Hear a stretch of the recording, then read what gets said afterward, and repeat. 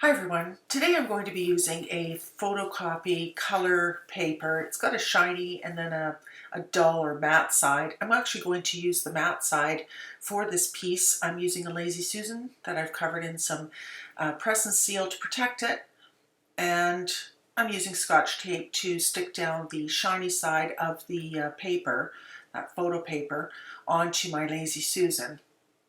The press and seal lasts for a long time. I just very lightly wipe it off with a paper towel that's got some alcohol on it once I'm done each project, and I can use it over and over again. So it works quite nicely.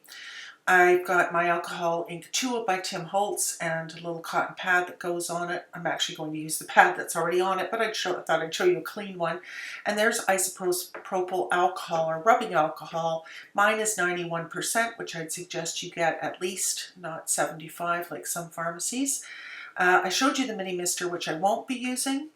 But I will be using the Jacquard Pinata Gold, Rich Gold. I will also use the Passion Purple, which I held up, and also the Purple Twilight, and there's Patina and Turquoise. This is for a color challenge that was, or is, intended to use gold, and this is because it's metallic. There's a little ball inside to get the pigments all nicely mixed. You want to make sure, I've actually been shaking it for some time before I started doing the video, you want to make sure it's really mixed up. The color challenge is a light and dark teal color or turquoise and a light and dark purple as well as gold. So this gold, and like most metallics, so I love this Jacquard gold, it needs to have quite a bit of alcohol to move it around. And so I'm using my little portable dryer, and this dryer, you'll pardon the light, which I will fix shortly, but this dryer is just a portable high and low speed. It is not a heat tool. You don't want to be using a heat tool when you're using alcohol because alcohol is flammable. And it'll also, a heat tool would have the effect of warping the paper, which we don't want. So this little dryer I have on a low setting. It is just enough. And again, I apologize, the lighting at this stage is not great, but that will be rectified shortly. When you'll see my arm go lunging over the table to put the other light on. But really all I'm doing here is I've put the alcohol down on the paper, I've dropped the gold ink, and I've purposely done the gold ink first because I really want that gold ink to move around, and it doesn't move easily. So you want to give it a couple of passes with the alcohol just to get it moving. And then every time we go through and drop on some ink, as I've just done here, that was some of the patina. Every time that goes on, it is going to have the effect of moving that gold around a bit more. And that's a good thing, but I like to give the gold a good head start. So the patina, as it starts breaking down and moving around, really is quite beautiful. I love all alcohol inks, and I've tried to say I have a particular color that's my favorite. I can't because they're practically all my favorites, but as this was going on with the gold, I was just really pleased and very impressed. There, I'm trying to give you an idea, and there's some nice dark and light tones to that already. And now I'm taking the alcohol again before I put the turquoise down. Some of the darker colors, maybe not the turquoises so much, but the purples most definitely. And if you get into browns and blacks, you'll find this also in blues. If you don't put some alcohol down on the page, the isopropyl alcohol, before you put the droplets of ink, you may have, there's the light, you may have stains where you've dropped those drops. No matter how much alcohol you put on afterwards, no matter how much you move it, you're going to have these sort of stained areas that won't move at all, and that might be just fine to you. Just experiment, but this is the reason that I'm putting some of the alcohol down first, is so that I don't get those dark stains, and that I can really get that ink to move around. So I'm trying to keep the nozzle of the hairdryer moved away from my face. I don't want the fumes in my face. I don't want to breathe them in. They're hard on lungs, they're hard on eyes, they're hard on pets. The fumes are not good. You should wear a respirator if you are feeling at all uncomfortable about breathing in the fumes. And in fact, you really need to give some consideration just to doing this technique in your home before you do that, because there are dangers. I've posted that also on these videos, what the risks are, not only flammable, as I say, but also health risks.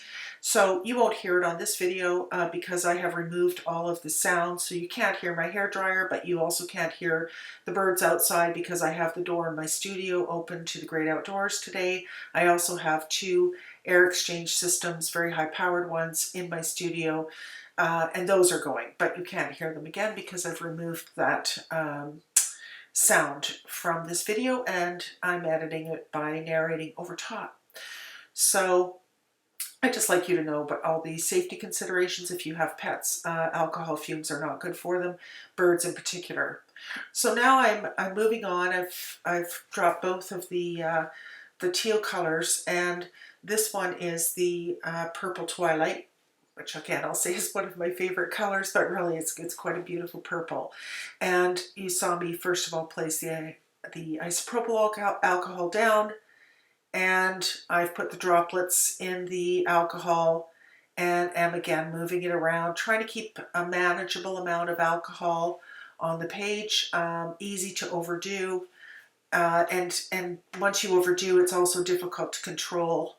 So if you like to have some element of where the colors are going to land, you want to take it easy and just do one piece of or corner or section of the piece at a time, perhaps.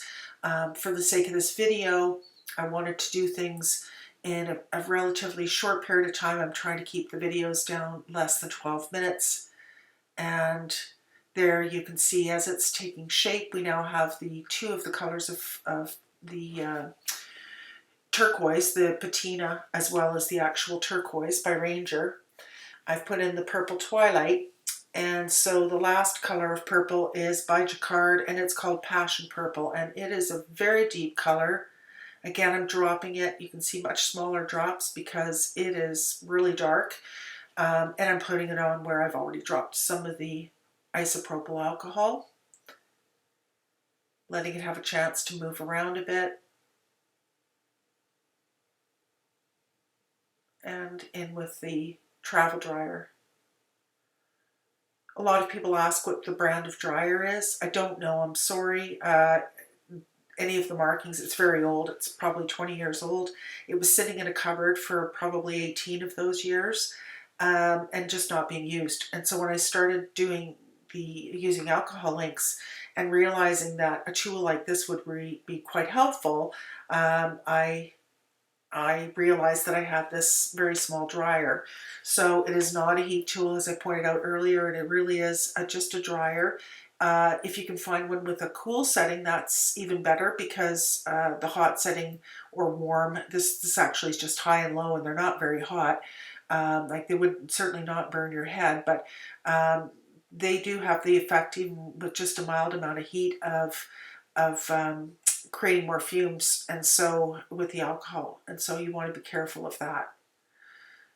And so I'm keeping the dryer fairly close to the paper, just technique wise. That affords me the ability to move some of the pigments back and forth because the alcohol dries incredibly quickly. I'm trying to keep the dryer fairly close so that I can get as much movement as possible. Now I'm coming toward the end, because I don't want these colors to really mix a whole bunch. I want you to be able to see in the finished product. I want it to be kind of loose looking. I want the colors to be quite distinct. So I pretty much doing an all over blending here, just to take out some of the darkness, although again, I like some of the darkness there because I'm a person who enjoys contrasts. So I want to see some light places, some dark places, and I just like to see variations. So it's a more interesting piece to look at. I haven't decided with this piece, although it's for a color challenge. I probably won't use the full 8.5 by 11 piece for the challenge. I'll probably section out a quarter of it or so for a greeting card, which is the mainstay of the group that I'm doing this color challenge for. It is a mostly paper crafting and card group. And for the balance of the piece, which I'll think about as I'm sectioning it off, I will probably frame part of it and perhaps give it as a gift. That almost looks like an abstract of flowers, which a lot of these, yeah, I'm done. A lot of these images turn out to be. So thanks again for joining me. I hope you enjoyed.